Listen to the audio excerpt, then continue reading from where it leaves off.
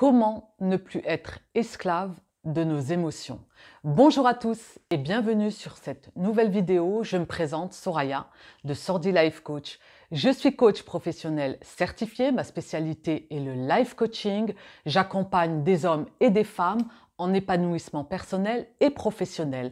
Ensemble, nous irons au-delà de vos limites.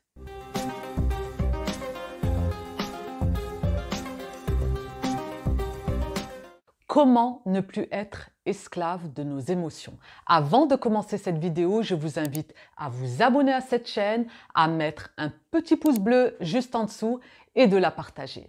Je tenais à faire cette nouvelle vidéo autour de nos émotions et je voulais vous apporter les 4 causes principales de nos émotions.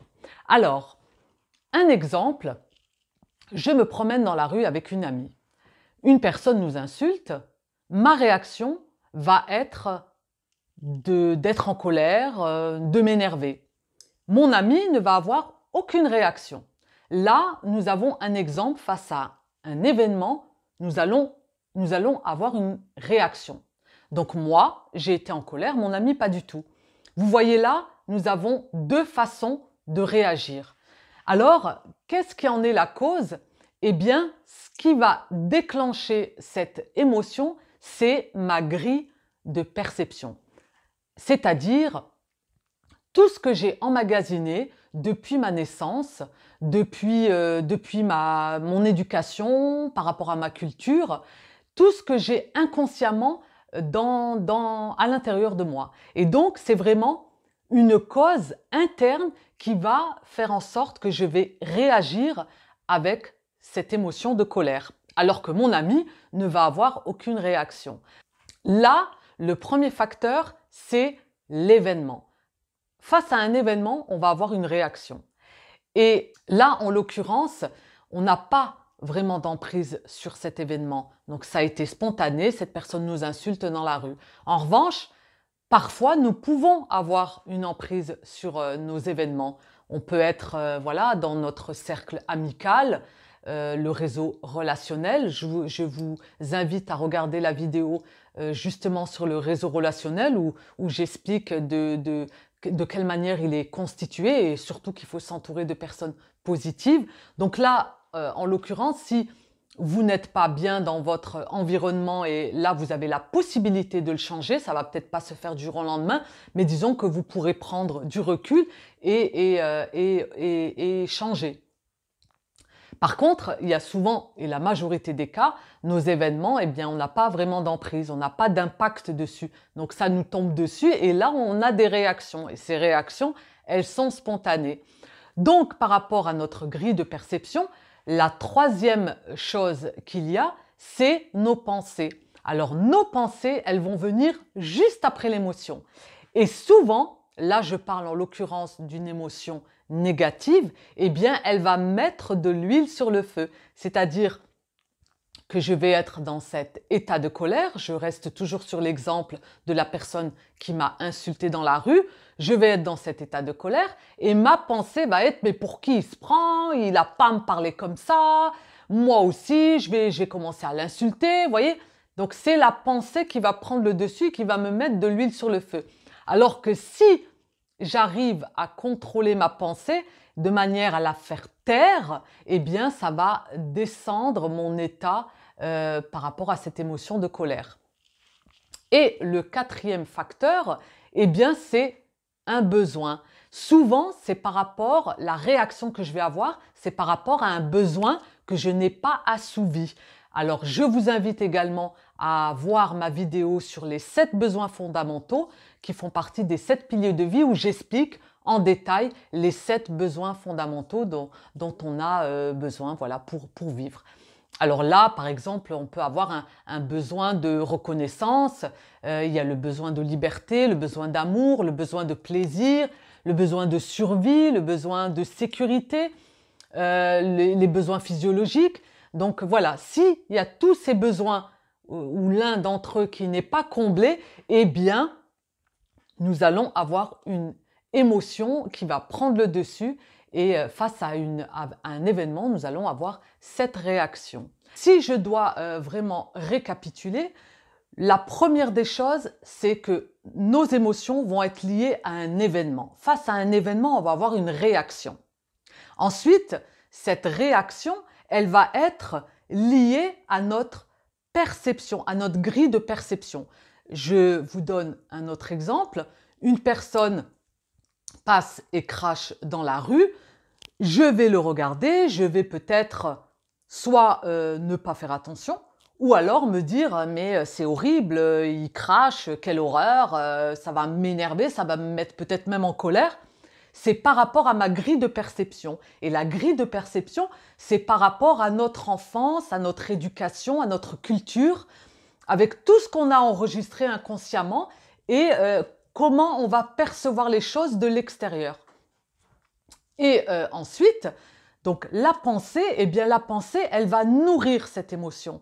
Elle va nous mettre, voilà, nous donner un dialogue interne dans notre tête et c'est ce qui va encore mettre de l'huile sur le feu, comme je vous le disais. Et derrière cela, eh bien c'est finalement pour combler un besoin qui est insatisfait. La bonne nouvelle, c'est que nos émotions ne sont pas figées. On peut mettre des choses en action pour les changer. Alors, je vais vous donner un exemple, là en l'occurrence, d'une émotion positive. C'est pour que vous ayez un aperçu. Un événement Noël. Je reçois un cadeau. Mon émotion va être la joie. Je vais être très contente sur le moment. Donc, c'est une réaction, une émotion face à l'événement. C'est spontané. Derrière, ma pensée va être « Ah, mais c'est super, je suis gâtée, j'ai de la chance, c'est génial ». Vous voyez, là, ça va nourrir mon émotion et du coup, je vais encore augmenter cette joie. Et par rapport à la joie et le bonheur, c'est vraiment un état. C'est-à-dire que je suis dans le bonheur à tout moment, puisque je suis bien. Donc, ce n'est pas parce qu'on va m'offrir un cadeau que je vais augmenter ce bonheur, mais c'est un état d'être. Le bonheur, ça va être au quotidien. Je suis avec ou sans ce cadeau dans le bonheur. Et la joie, c'est vraiment une émotion à un moment précis. Donc voilà, cette petite parenthèse par rapport à une émotion tout de même positive. On ne va pas toujours parler que du négatif, mais en l'occurrence, cette vidéo, c'est vraiment pour vous faire prendre conscience de vos émotions négatives et quel message elle a à vous transmettre. Donc, on peut travailler sur nos émotions, c'est la bonne nouvelle. On va mettre des actions. Alors, le premier facteur, comme je vous disais, c'est par rapport à l'événement. Donc, l'événement, souvent, on n'a pas trop d'emprise ou d'impact dessus. Par rapport à notre grille de perception, la première des choses, c'est de lâcher prise. Et on va travailler sur nos valeurs, sur nos croyances limitantes, sur des mécanismes inconscients que nous avons depuis notre naissance, par rapport à notre éducation, à notre culture. Par rapport à nos pensées, on va tâcher de se mettre dans l'instant présent, de faire un stop à notre mental et de se dire, voilà, je vais éviter de mettre de l'huile sur le feu, je vais essayer de me canaliser et vous verrez que également le fait de verbaliser une émotion, je vous donne un exemple, une mère de famille qui va s'emporter un petit peu, le fait de dire à son enfant écoute, là, maman, elle est vraiment pas bien, elle est stressée, donc n'en rajoute pas, hein, je suis vraiment pas très bien, je suis en colère.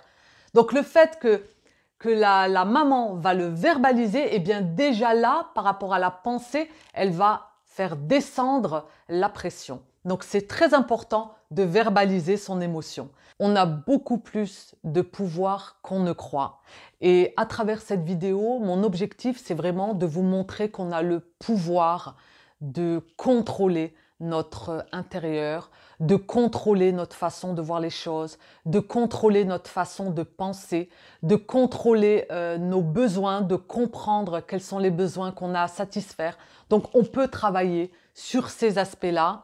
Le seul facteur où on n'a pas trop d'emprise, ça va être l'événement, face à l'événement. Mais en tout cas, le fait de comprendre ses émotions, de les accueillir, de mettre le doigt dessus, de les connaître, eh bien, je peux vous dire que vous aurez une vie beaucoup plus épanouissante et vraiment merveilleuse. Merci d'avoir suivi cette vidéo. Je vous invite à vous abonner à cette chaîne si ce n'est pas encore fait, à mettre un petit pouce bleu, un petit like juste en dessous, à partager cette vidéo et je vous dis à très vite pour de prochaines aventures en vidéo et n'oubliez pas que la clé est en vous.